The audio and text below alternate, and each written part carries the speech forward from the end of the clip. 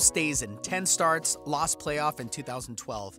It was 2009 and I played with Gary Player and Trevor Immelman, defending champion that year. It was Monday, just 9 holes tournament week.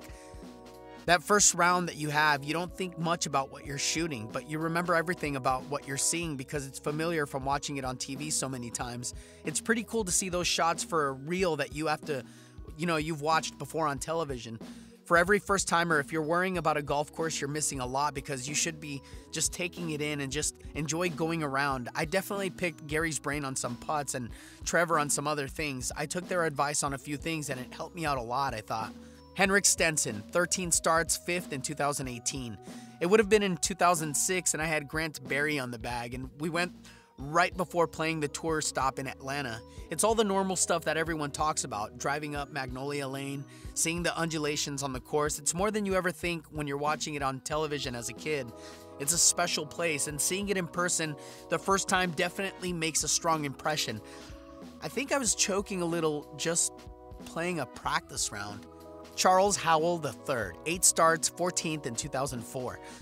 I remember it like yesterday, but it was far from that. I was 10 years old. I played with my dad, a friend of his from Charlotte, and a heart surgeon who was a member who has since passed away. It was in the fall, and we played the way up tees, and I shot 79. It was awesome. I still have a picture from that day at the house. I've always had a healthy fear of Augusta National, and I don't know if that's a good or a bad thing.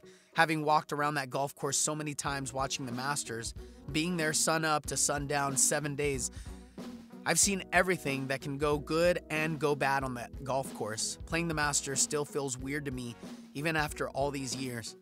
Keegan Bradley, 5 starts, 22nd in 2015. I remember the first time I played Augusta really well because I brought my dad with me. We played with Fleming Normal, who has been a member there for forever. It was the first time either of us had ever been on the grounds. You know, the first time you play Augusta, you go around and say to yourself, oh, this is where Tiger chipped in, or where Phil hit it through the trees onto the green. It's kind of weird in a way to be out there because you can see so much of the golf course. You can stand on one part of the course and say, see 16 out there in the distance. It's what you dream about. Now, the first time I ever went to Augusta, I was playing at a Hooters tour event in McCormick, South Carolina, and it's a 20-minute drive. So after my early tea time on Thursday, I got a sandwich and got into my car and drove to this grocery store that was across the street from the course, a Piggly Wiggly or something. I parked my car so I could see directly down Magnolia Lane and just sat there eating my sandwich. And I remember how jealous I was of the people pulling in there, thinking how lucky they were. Obviously, I said to myself, I hope one day I'll be able to drive down there and play. Pat Perez, 4 starts, 18th in 2018. It was windy and miserable and cold, and me and my caddy were the only people out there. Couldn't have been, 35 degrees. It was about a week or two before the Masters. And if it had been anywhere else, I would not have played. But first time at that place, yeah, we were going. You see it on TV every year, and you can't wait to see those holes in person. It didn't matter what I shot or how I played. It was just the experience. As shitty as it was out there, it was so cold that I hit a 6-iron at number 12. I remember that. So how much did you think I learned? It was brutal. Didn't matter. Rory McIlroy, 10 starts, 4th in 2015. It was a cold, windy day in March, and it was just the most awesome experience. Driving down Magnolia Lane, going into the clubhouse, having breakfast, walking out the back under the tee, 18th green. 9th green, down to the 2nd, down to the 7th, all the way down to the lake on 15. It's just such a special place. Once I started playing, I was afraid to take a divot the first day, and I honestly, I think it's only been the last couple of years that I've really become comfortable at Augusta in terms of knowing the staff, getting to know some of the members. I think that's the reason why I've consistently played better there over the last few years. Jim Furyk, 20 starts, 4th twice.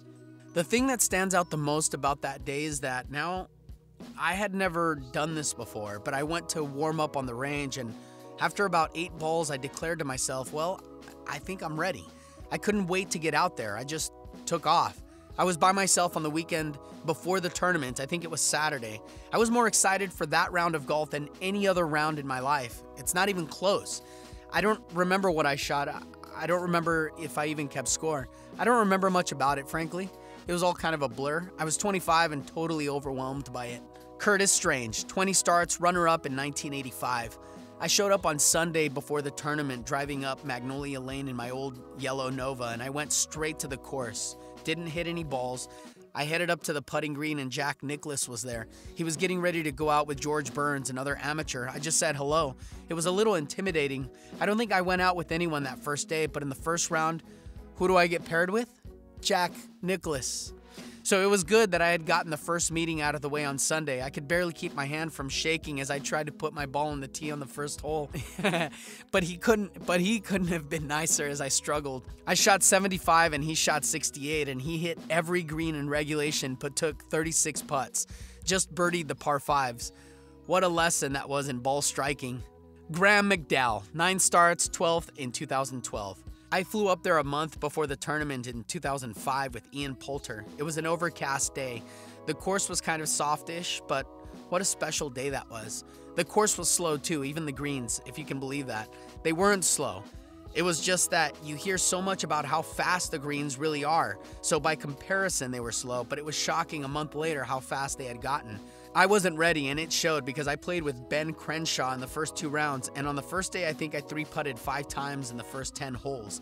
I felt like I was a 20 handicap next to him. He was like an artist, and I looked like a kid who spilled paint all over the table, but I knew right then and there it would be my favorite course in the world. I love the place. Ernie Els, 23 starts, 2-time runner-up. I played with Gary Player on Monday, I think. You know, go straight to the top, learned a lot, and was just in awe of being there with Gary at Augusta National and thinking this is it. It doesn't get much better. I was so overwhelmed, I don't actually remember how much about it except that it was pretty sweet doing that.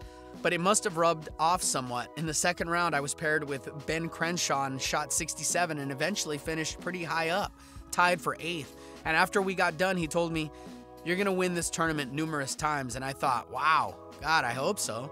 And you know the history of that. Paul Azinger, 15 starts, 5th in 1998. My first round ever was with Arnold Palmer. I had known Arnold since I was 19 because I worked at Bay Hill as a kart runner. I got to know him a bit then, and then I got paired with Arnold at the US Open qualifier at Bay Hill in 1986. And he remembered me that day, and we just hit it off. Later on, I sought his advice. I picked his brain all day. We were on 13, and I was sizing up a shot, and I asked him, "Would you play aggressively from here?" And he looked at me like, "What do you think?" I've had a lot of good practice rounds through the years. Some great ones with Ben Crenshaw, but nothing ever really beat that day.